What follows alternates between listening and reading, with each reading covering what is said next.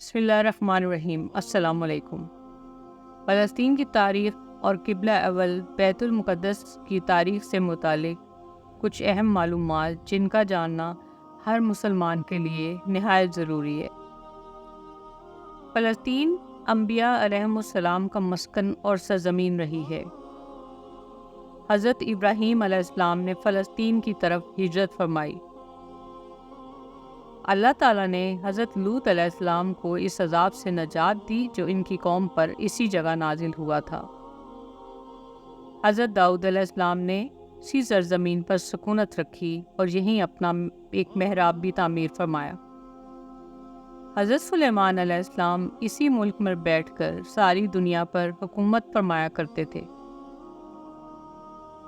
دوستو، چیونٹی کا وہ مشہور قصہ جس میں ایک چیونٹی نے اپنی باقی ساتھیوں سے کہا تھا، اے چیونٹیوں اپنے بلوں میں گھس جاؤ، یہی اس ملک میں واقع اسکلان شہر کی ایک وادی میں پیش آیا تھا، جس کا نام بعد میں وادی النمل یعنی چیونٹیوں کی وادی رکھ دیا گیا تھا۔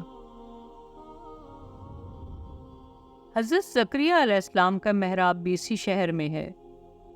حضرت موسیٰ علیہ السلام نے اسی ملک کے بارے میں اپنے ساتھیوں سے کہا تھا کہ اس مقدس شہر میں داخل ہو جاؤ۔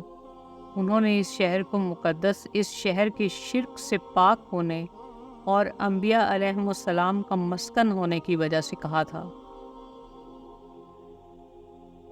شہر میں کئی معجزات وقوع پذیر ہوئے، جن میں ایک حضرت بی بی مریم علیہ السلام کے بطن سے حضرت عیسیٰ علیہ السلام کی ولادت مبارکہ کا واقعہ بھی ہے۔ حضرت عیسیٰ علیہ السلام کو جب ان کی قوم نے قتل کرنا چاہا تو اللہ تعالیٰ نے انہیں اسی شہر سے آسمان پر اٹھا لیا تھا۔ ولادت کے بعد جب عورت اپنی جسمانی کمزوری کی انتہا پر ہوتی ہے تو ایسی حالت میں حضرت بی بی مریم علیہ السلام کا کھجور کے تنے کو ہلا دینا بھی ایک معجزہ الہی ہے۔ قیامت کی علامات میں سے ایک حضرت عیسیٰ علیہ السلام کا زمین پر واپس تشریف اسی شہر کے مقام سفید مینار کے پاس ہوگا۔ اسی شہر کے ہی مقام باب لط پر حضرت عیسیٰ علیہ السلام مسیح دجال کو قتل کریں گے۔ دوستو، فلسطین کو ہی ارض محشر کہا گیا ہے۔ اسی شہر سے ہی یاجوج ماجوج کا زمین میں قتال اور فساد کا کام شروع ہوگا۔ اسی شہر میں وقوع پذیر ہونے والے قصوں میں سے ایک طالوت اور جالوت کا بھی قصہ ہے۔ دوستو، فلسطین کو نماز کی فرضیت کے بعد مسلمانوں کا قبلہ اول ہونے کا اعزاز بھی حاصل ہے۔ ہجرت کے بعد حضرت جبرائیل علیہ السلام دوران نماز ہی اللہ تعالیٰ کے حکم سے حضور پاک صلی اللہ علیہ وسلم کو مسجد اقصیٰ یعنی فلسطین سے بیت اللہ کعبہ شریف مکہ مکرمہ کی طرف رخ کر آ گئے تھے۔ جس مسجد میں یہ واقعہ پیش آیا وہ مسجد آج بھی مسجد قبلتین کہلاتی ہے۔ تو حضور پاک صلی اللہ علیہ وسلم معراج کی رات آسمان پر لے جانے سے پہلے مکہ مکرمہ سے یہاں بیت المقدس یعنی فلسطین لائے گئے۔ سرکار دو عالم صلی اللہ علیہ وسلم کی ابتدا میں انبیاء علیہم السلام نے نماز ادا فرمائی۔ اسی طرح فلسطین ایک بار پھر ساری انبیاء کا مسکن بن گیا۔ سیدنا ابو ذر رضی اللہ تعالیٰ عنہ کہتے ہیں کہ میں نے رسول کریم صلی اللہ علیہ وسلم سے عرض کیا کہ زمین پر سب سے پہلی مسجد کون سی بنائی گئی؟ تو آپ صلی اللہ علیہ وسلم نے فرمایا کہ مسجد الحرام یعنی خانہ کعبہ۔ میں نے عرض کیا کہ پھر کون سی مسجد بنائی گئی؟ تو آپ صلی اللہ علیہ وسلم نے فرمایا کہ مسجد الاقصیٰ یعنی بیت المقدس۔ میں نے پھر عرض کیا کہ ان دونوں کے درمیان کتنا فاصلہ تھا؟ تو آپ صلی اللہ علیہ وسلم نے فرمایا کہ 40 برس کا، اور تو جہاں بھی نماز کا وقت پالے وہیں نماز ادا کر لے، بس وہ مسجد ہی ہے۔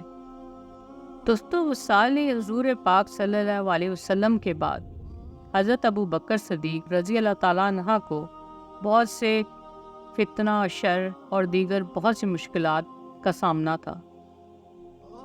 اور ان تمام مشکلات سے نمٹنے کے لیے عسکری اور افرادی قوت کی اشد ضرورت کے باوجود بھی فلسطین کی طرف آپ صلی اللہ علیہ وسلم کا تیار کردہ لشکر بھیجنا بھی ایک ناقابل فراموش حقیقت ہے۔